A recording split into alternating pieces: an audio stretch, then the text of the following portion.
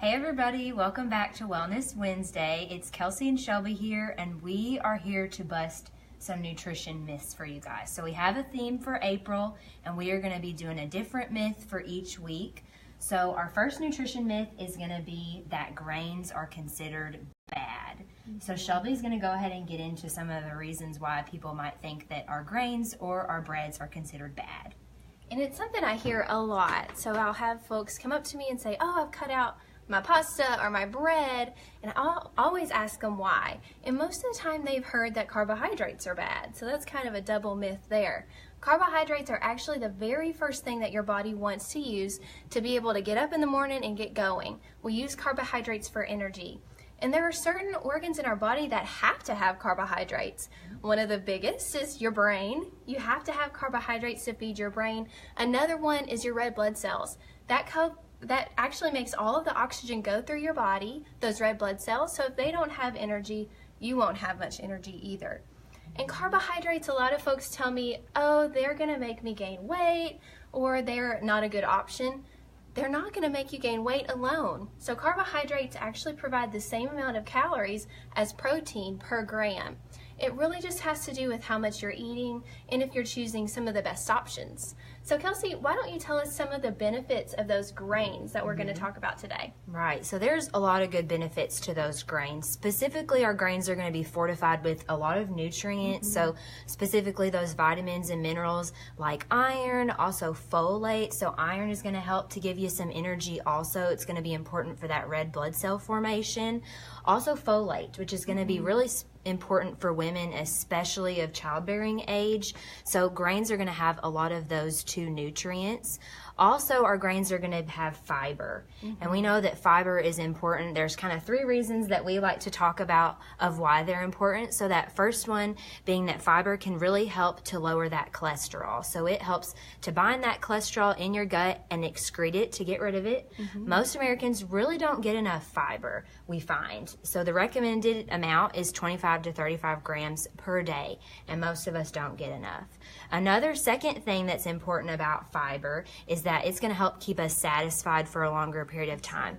So if we have something with fiber at our meals, it's going to hold us over maybe until lunchtime. So if we have something with fiber at breakfast, we'll stay satisfied until lunch.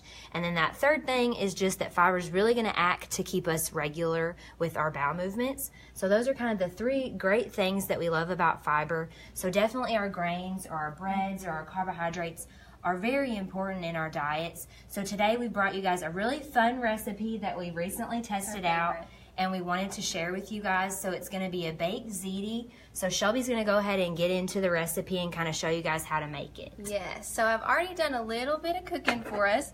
This is just 4 ounces of our turkey sausage, and I've gotten the Italian type, but you could absolutely just get your regular breakfast turkey sausage, add some Italian seasoning, and you're gonna get that great flavor too. And I also added an onion diced. I just cooked those down until the onion got nice and translucent, and it cooked all of that ground turkey in there. So now that that's well cooked, we're gonna add in the sauce. So we're making our own sauce today, which is so nice because it helps to reduce the sodium. So I'm gonna pour in a whole can. This is a 28-ounce can of tomato puree. The nice thing about tomato puree is that it has no added salt. So it's very low in sodium to start with. We get to control how much sodium is going into this recipe. So I'm gonna mix that around for a minute. Next, I'm gonna add in 2 cloves of minced garlic. Gives it great flavor so that we're flavoring our sauce.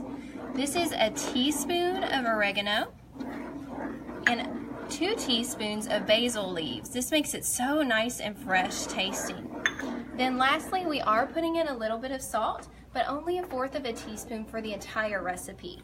So very nice low sodium option here.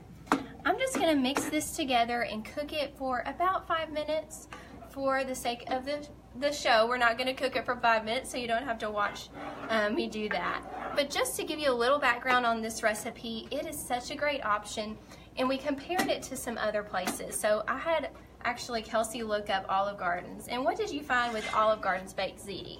So their baked ziti is like a 5-cheese baked ziti. So looking at the calorie information, there was almost 1,000 calories in one portion of their baked ziti recipe. So whereas this one, the serving size is going to be pretty large for a pasta dish, it's only going to be about 295 calories. So you're getting 3 times the amount of calories with that pasta dish from Olive Garden. And, you know, with this recipe, you're still going to get a really good portion size for a pasta dish. Very much so.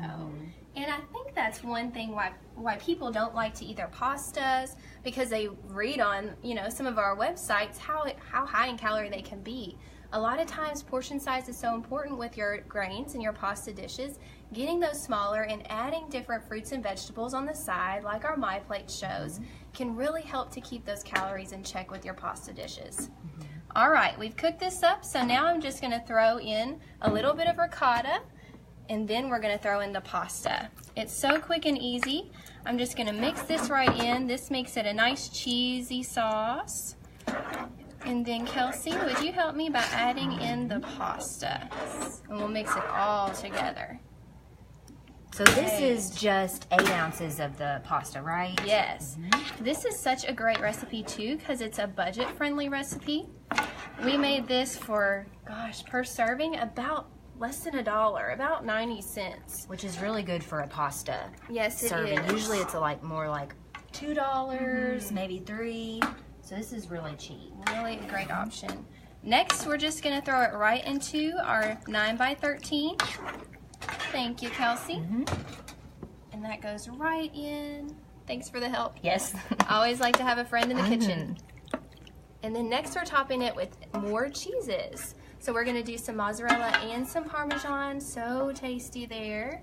And that kind of forms a crust in the oven. So while Kelsey does that, I'm going to bring up our other one that we just made. All right. This just came out of the oven and it was bubbling a minute ago. Look how tasty that is. You can see the portion size is pretty large. That's going to take up at least half of your plate. Have a salad on the side and enjoy your grains because they're so great and healthy. Another benefit is that we use whole wheat pasta, so definitely check out whole wheat options whenever you're looking at your pasta to get that fiber. All right. All right. Thank you guys so much for tuning in to Wellness Wednesday. Don't forget to tune in on Friday for Seth and Shiloh on Fitness Friday. They are going to be busting some exercise myths. So we've kind of teamed up with them to bust those myths this month. Don't forget to tune in next week when we do our next nutrition myth on Wellness Wednesday, your place to get well one bite at a time.